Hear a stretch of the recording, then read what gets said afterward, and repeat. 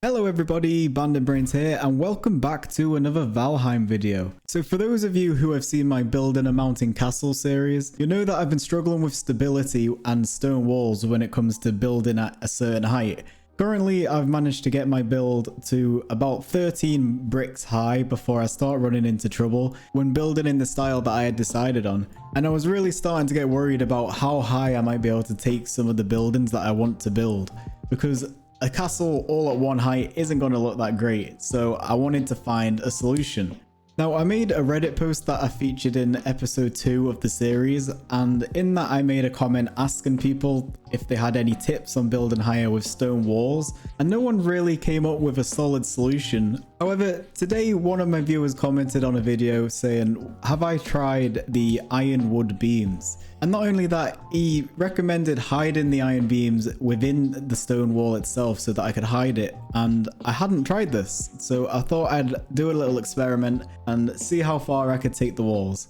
So my experiment was to try and stack as many 2x1 stone walls as I could while doing the overlapping brick pattern that I do with my walls. At the bottom, I started off by putting an iron pole in the middle of each of these 2x1s and stacking them as high as I could. Once I did this, I also put a crossbeam in between the two poles just to add some extra stability. I don't know if this does anything, but I was thinking if the stone bricks were going to be there, it might help. When I had this little frame sorted out, I built my stone pattern all the way up as high as I could, and my mind was blown. Look how tall I got this wall. Now, I know what you're thinking, what else left to do other than to sit back and take a look at your handiwork? Wrong! I got a bit more adventurous and I started adding things to the wall like beams and supports, maybe even a floor, to see how far I could push it, and well, this started happening.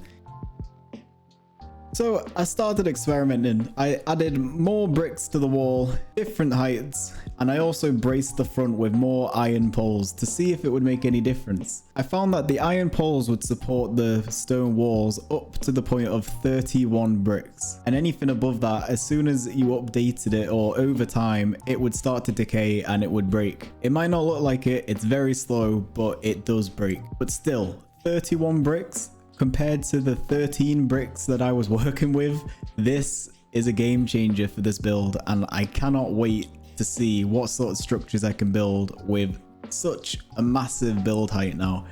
Just as a final measure, I wanted to check that the beams that I had put up at the front of the wall were actually affecting the 31 brick tall wall.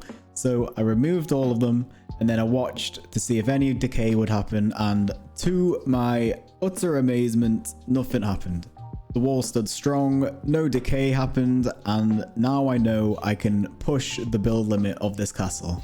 So there you have it. It's a tip that people probably already know, but I'm just finding out about. I might be late to the party, but what can you do? Now I know. But who cares? This means so many good things for the build series.